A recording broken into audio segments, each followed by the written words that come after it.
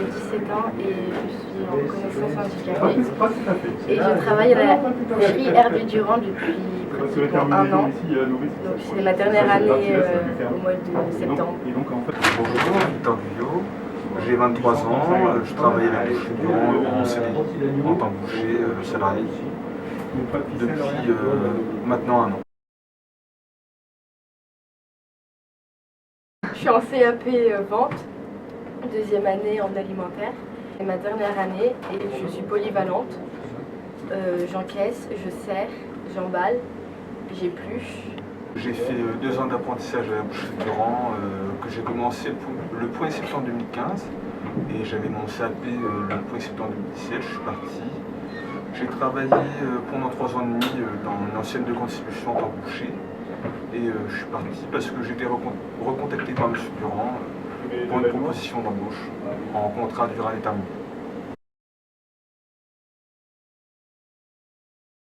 Comment j'ai trouvé mon boulot? Avec Prométhée Cher, il m'avait demandé 2 postes, soit à la boucherie Hervé Durand ou soit à Chaussea, donc j'ai demandé la boucherie. Je dirais qu'il a été clair et neutre, qu'on m'a accompagné sans juger, comme si j'étais normal, en fait, on va dire, pour que je puisse avoir la même chance que les autres. Par exemple, j'ai eu droit à un tiers-temps le jour de l'examen. J'en ai pas eu besoin en fait. Comme j'ai bien été accompagné, l'apprentissage m'a bien appris mon métier. Il n'a pas fait de différence, même si j'avais une reconnaissance handicapée, il a fait comme si j'étais normale, comme les personnes normales. Alors après mon CAP, je pense peut-être essayer de trouver un boulot. Si j'arrive pas à trouver, je vais essayer de faire un BTS.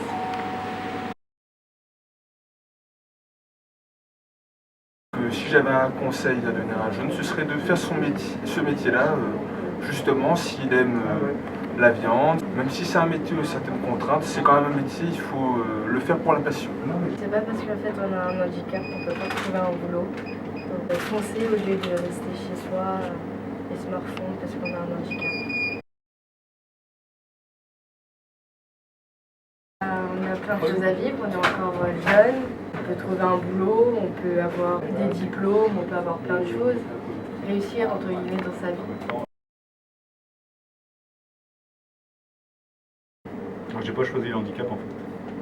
Ils ont cherché un emploi sur la profession qu'ils voulaient faire, ils se sont présentés et vu qu'ils étaient volontaires et puis qu'ils avaient la motivation. Le handicap, je l'ai même découvert après, on me l'a dit après, et donc ça ne changeait rien du tout. J'ai avant tout embauché un jeune sans voir le handicap, les aides qu'il pouvait y avoir, quoi que ce soit. La recherche, c'est des jeunes qui veulent s'en sortir, qui ont de la motivation, et quand on conjugue les deux, on arrive à un résultat logiquement qui est bien. La preuve en est, c'est qu'on a un ancien apprenti qui est ouvrier. Alors très bien, on a été très bien conseillés, beaucoup de réactivité, que ce soit sur les dossiers, sur les aides financières, sur les conseils, même pour former ou n'importe. La moindre question, on a toujours une personne pour nous répondre, on sent qu'on est soutenu. Et je pense que, sans savoir le lien qui est fait entre les jeunes et eux, je pense qu'eux, ils ont aussi la possibilité de voir les personnes qu'ils ont encadrées pour les suivre. Franchement, c'est vraiment super. C'est une structure qui est bien autour. C'est pas qu'une structure où on donne une aide, on case quelqu'un, on sent qu'il y a un accompagnement derrière. On ne se contente pas de caser la personne, entre guillemets, on suit vraiment la personne après. Reconnaissance qu'il y a un handicap, ça reste confidentiel du fait que c'est médical. On sait qu'il y a une reconnaissance handicapée, mais on ne sait pas du tout. Donc on découvre au fil du temps les problèmes, les lacunes, les choses qu'il faut combler ou s'adapter. Et donc c'est un petit peu difficile. Il y a des fois, je me dis, ce serait peut-être bien qu'on nous donne quelques directives au départ sur le handicap pour qu'on puisse mieux s'adapter. Vous êtes un jeune comme un autre. La différence, c'est qu'avec handicap, vous êtes obligé de prouver aux autres 2 fois plus que vous pouvez faire le travail. Je vais vous traiter comme d'autres apprentis. Par contre, je sais qu'il y a une limite. Je sais que chaque personne est différente. Là, si je prends Océane et puis Victor, c'est 2 personnes différentes. Je sais que dans la méthode à apprendre, je dois y aller étape par étape. Et il y a des fois, je dois me dire, bon, stop, n'insiste pas dans ce sens-là. Merci merci à vous pour votre engagement avec les jeunes, parce que bon, je pense que c'est un travail d'équipe de tous. Hein,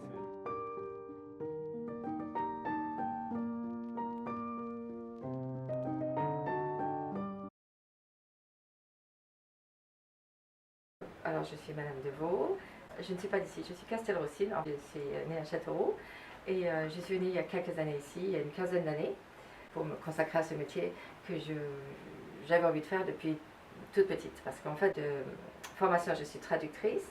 J'ai été traductrice-interprète pendant 20 ans. Et puis, j'ai déménagé de Châteauroux, je suis venue à Bourges et ouvert la boutique. C'est quelque chose que je voulais faire depuis longtemps. J'étais traductrice pendant 20 ans dans l'industrie. J'ai habité quelques années en Allemagne. J'ai travaillé en Allemagne aussi, chez Bayer, UPS par exemple. Je suis revenue en France, à Châteauroux, puisque c'est ma ville natale, pour commencer dans une société qui s'appelle KSB. Et là, j'ai été traductrice-interprète, administration des ventes, SAV, acheteur principal. Enfin, voilà.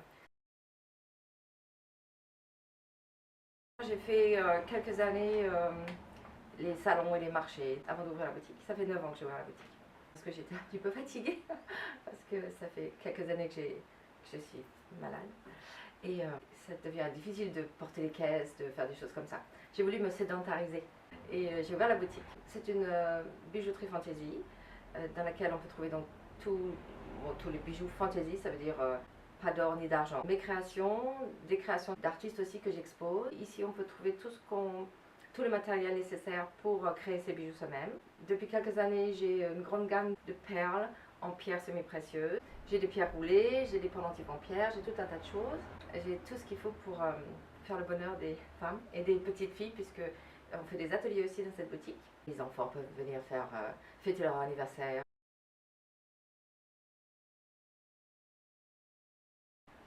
C'est pas parce qu'on est handicapé qu'on reconnaît qu'on est handicapé, enfin qu'on admet.